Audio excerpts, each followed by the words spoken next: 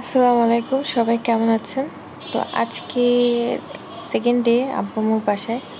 তো এখানে আজকে আমার হাজব্যান্ড আবার আমাদের সাথে ইফতার করবে, সেই বাসায় চলে আসবে। তো আব্বু আবার বাইরে থেকে আজকে ইফতার এনেছে। এখানে এনেছিল হচ্ছে আর কি লেগ রোস্ট এনেছিল স্টার থেকে। তো এরপর এনেছিল ফালুদা, তারপর এনেছিল সাসলিক। এগুলো আর কি সবই বাইরের খাবার ছিল। এই দেখেন 5টা 10 বাজে। তো আব্বু আগেই বের হয়ে গেছিলো, কারণ নাকি স্টার অনেক ভিড় থাকে, যার জন্য আগে যদি বের না হওয়া যায় তাহলে নাকি পাওয়া যায় না। তো লেগ রোস্টটা আরেকটু নরম হলে ভালো হতো।